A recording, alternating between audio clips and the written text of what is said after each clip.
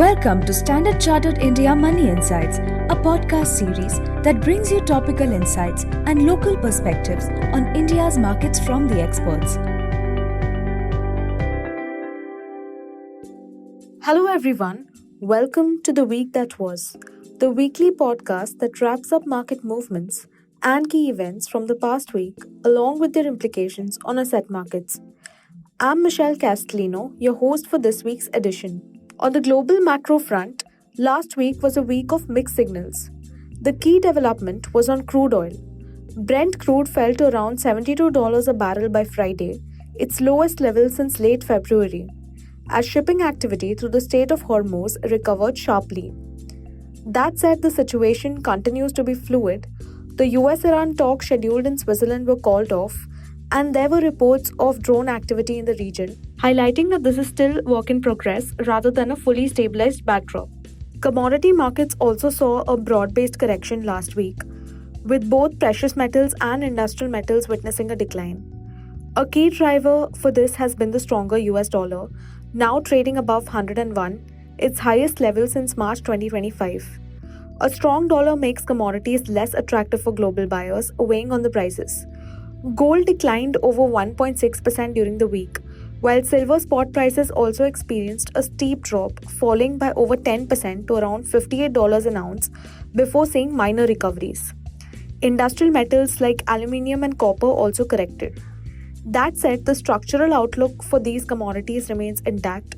Central bank buying continues to support gold, while themes like global energy transition, electrification, and AI-driven demand are expected to sustain medium to long-term demand for metals like copper and aluminium. Now turning to India macro updates.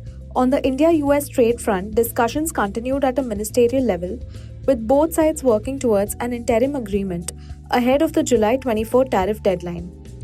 While the tone continued to remain constructive, India has been clear that it is seeking a formal tariff advantage over competing exporters like Vietnam and Bangladesh before signing on a final agreement, which is now expected around mid-July. India's manufacturing PMI eased to 54.5 in June from 55 in May, while services PMI also moderated to 57.3 from a 6-month high of 58.9 in May, reflecting some moderation in economic activity in the month of June. Now turning to India markets performance, equities delivered a relatively steady performance through the week, supported by softer crude and broadly stable global cues.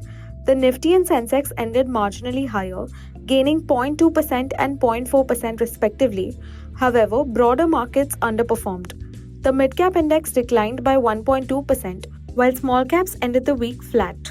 From a sectoral standpoint, pharma was a clear outperformer, rising close to 2% over the week, supported by reports that US authorities had approached Indian drug makers to address shortages of a key chemotherapy drug. This underscores the strong positioning of Indian pharmaceutical companies in the global generic space. Rate-sensitive sectors including realty, auto, and banks continue to see positive momentum following RBI Governor Sanjay Malhotra's comments last week, dismissing expectations of an imminent rate hike, which eased market concerns around any near-term tightening. On the other hand, metals came under pressure. The metal index declined close to 4.7%, tracking weakness in the global base metal prices.